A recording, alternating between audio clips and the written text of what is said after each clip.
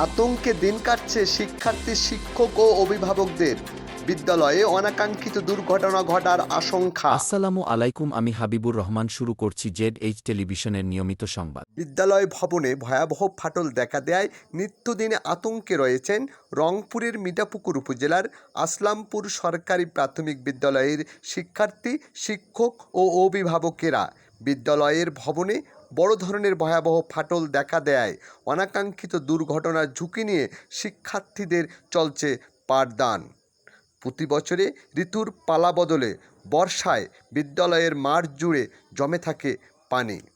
এ কারণে শিক্ষার্থীদের খেলাধুলা ও স্বাভাবিকভাবে চলাফেরা ব্যাহত হচ্ছে। কাদাযুক্ত বিদ্যালয় মাঠে শিক্ষার্থীদের চলাচল করতে চরম বিড়ম্বনা পোহাতে হচ্ছে, এমনটাই বললেন অভিভাবক, শিক্ষার্থী ও শিক্ষকগণ। বিদ্যালয়ের ভবন ফাটলসহ নানা সমস্যা সংশ্লিষ্ট কর্তৃপক্ষের নিকট বারবার তুলে ধরার পরেও কার্যকর পদক্ষেপ গ্রহণ না করায় অনাকাঙ্ক্ষিত দুর্ঘটনার চরম আতঙ্কে রয়েছেন শিক্ষক, শিক্ষার্থী ও অভিভাবকগণ। এ নিয়ে কয়েকবার লিখিতভাবে অভিযোগ সংশ্লিষ্ট কর্তৃপক্ষের নিকট জানানো হয় বলে দাবি করেন প্রতিষ্ঠানের শিক্ষক ও ম্যানেজিং কমিটি।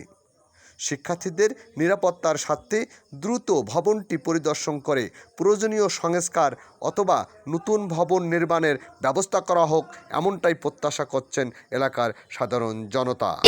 ক্লাস 3-তে এই যে তোমাদের বিল্ডিংটা বিভিন্ন জায়গাতে যে মানে ফেটে ফেটে গেছে, তোমাদের কি ভয় লাগে না? এরকম মনে হয় কি? তো তোমার আতঙ্কে এখানে ক্লাস করো, তাই না? ভয়ে ভয়ে ক্লাস করো যে কখন ভেঙে পড়ে, তাই না? আচ্ছা, বাইরে যেতে পারো না। ঠিক আছে, ধন্যবাদ। তোমাদের কোন ক্লাস এটা? ক্লাস 5।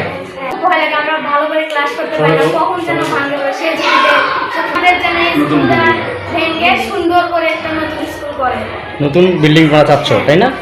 আমার বিদ্যালয়ের সবচেয়ে বড় সমস্যা এখন বিদ্যালয়টা আমার জরাজীর্ণ। ভবনটা অবশ্যই একটা ভবনের প্রয়োজন, এবং পাশে যে সামনে দেখতেছেন মাঠটা আমার, এই মাঠে জলাবদ্ধতা, এখানে আমাদের বাচ্চাদের বিশেষ করে খেলাধুলা বা শারীরিক বিকাশের খুবই ঘাটতি হচ্ছে। বাচ্চারা মাঠে বর্ষা আবার বৃষ্টি হলেই মাঠে পানি ভরা হয়ে যায়। এই পানি নিঃশ্বাস। স্টাফ রিপোর্টার মঞ্জুরুল আলমের তথ্যচিত্রে নিউজ ডেস্ক, ZS টেলিভিশন।